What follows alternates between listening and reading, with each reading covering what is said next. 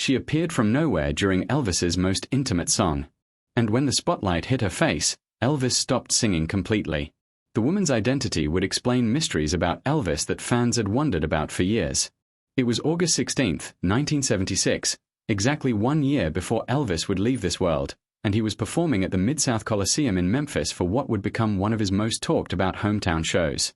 The crowd of 25,000 was electric, and Elvis was in peak form, having already mesmerized the audience with Burning Love, Hound Dog, and Suspicious Minds. As the concert moved into its more intimate second half, Elvis walked to center stage with just an acoustic guitar. This was always the part of his shows where he connected most deeply with his audience, stripping away the spectacle to reveal the raw emotion that made him the king. He began playing the opening chords to Love Me Tender, the song that had launched his career and remained closest to his heart. The arena fell silent. 25,000 people hanging on every note. But tonight, something was different. As Elvis sang the first verse alone, a second voice began to harmonize from somewhere in the darkness behind him. At first, Elvis thought it was one of his backup singers joining in early. But something about this voice was different. It was pure, untrained, and heartbreakingly beautiful. More importantly, it knew harmonies to Love Me Tender that Elvis had never heard before. Harmonies that somehow made the song sound more complete than it ever had. Elvis continued singing, but his eyes were searching the darkened backstage area, trying to locate the source of this mysterious voice.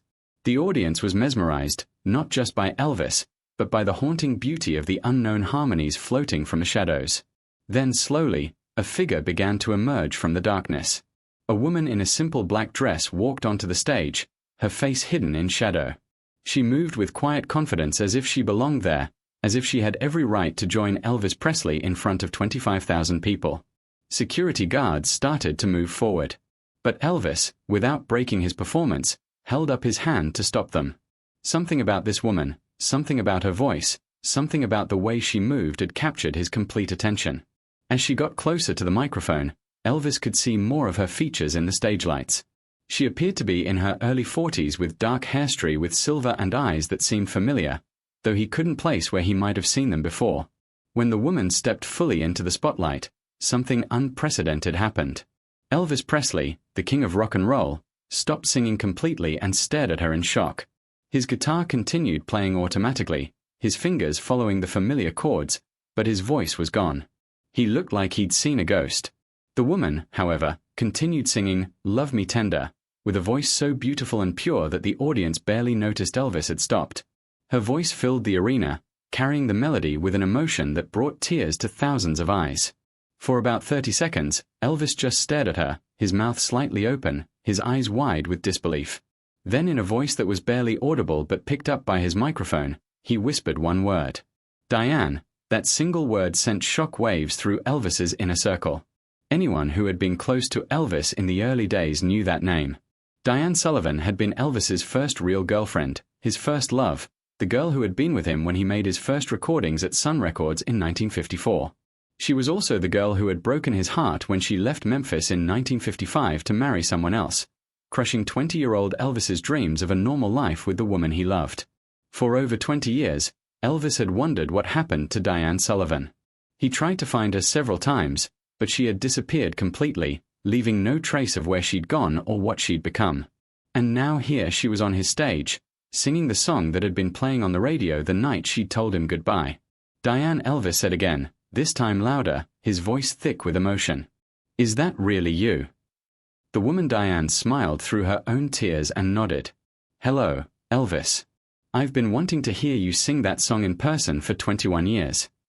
The audience was confused, but captivated. They could sense they were witnessing something incredibly personal and important, even if they didn't understand what it was. Elvis set down his guitar and walked over to Diane. For a moment, they just looked at each other. Two people who had once been everything to each other, now meeting again after more than 2 decades. I can't believe you're here, Elvis said, his voice breaking. I can't believe you're really here. I've been to 12 of your concerts over the years. Diane said into the microphone, her voice carrying clearly through the arena. I always sat in the back, always left before the end. But tonight, I couldn't stay in the shadows anymore. Ladies and gentlemen, Elvis said to the audience, his composure slowly returning. "I want you to meet someone very special. This is Diane Sullivan, and she taught me how to sing love songs." The audience applauded, still not fully understanding, but recognizing the emotional weight of the moment. Elvis, Diane said, "I need to tell you something. Something I should have told you 21 years ago." Elvis looked at her, his heart pounding. "What is it, Diane?" "I didn't leave because I didn't love you. I left because I loved you too much." The arena went completely silent. You could hear 25,000 people holding their breath. In 1955, Diane continued, her voice strong and clear. "You were just starting to become famous. The record label wanted you to tour, to make movies, to become a star, and I knew that if I stayed, I would hold you back." She looked out at the massive audience. Then back at Elvis, "I knew you were destined for something bigger than little old Diane Sullivan from Memphis. So, I made the hardest decision of my life. I married someone else, not because I loved him more, but because I loved you enough to let you become who you were meant to be." Elvis was crying now, not caring that 25,000 people could see him. "Diane, you didn't hold me back. Losing you, that's what I've been singing about for 20 years. Every love song, every ballad about heartbreak. That was about you, Elvis." Dan said softly, "Would you sing with me one more time like we used to in your mama's living room?" Elvis nodded, picked up his guitar, and began playing Love Me Tender again, but this time they sang it together from the beginning. What followed was the most emotionally charged duet in concert history. Elvis and Jen's voices blended together as if no time had passed at all, as if they were still those young people in love, dreaming about their future together. The audience was mesmerized. Many people were crying, not just because of the beautiful music, but because they could feel the raw emotion, the history, the love and loss that was pouring out of both singers. After the song ended, Elvis looked at Diane with all the questions that had haunted him for decades. Were you happy with your marriage?" Jen smiled sadly. "I was content. I had 3 beautiful children. My husband was a good man who loved me, but happy. Really happy. No, Elvis, I don't think I've been truly happy since I left you." "Are you still married?" "I'm a widow," Jen said. "My husband passed away 2 years ago. That's when I started coming to your concerts. I needed to see you to hear you sing to remember what real happiness felt like." Elvis took her hands. Diane stands. "I never married anyone else. I mean, I married Priscilla, but it was never the same. You were my first love. You were my real love." The audience was completely captivated by this intimate conversation happening in front of them. They understood they were witnessing something incredibly rare. A love story playing out in real time. 21 years in the making. Elvis, someone called out from the audience. "Sing another song together." Other voices joined in.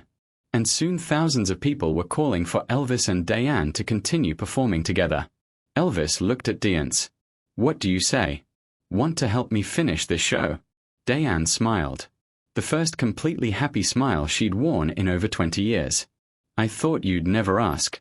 What followed was an hour-long concert within a concert. Elvis and Diane performed song after song together. Their voices blending perfectly, their chemistry undeniable even after all these years apart.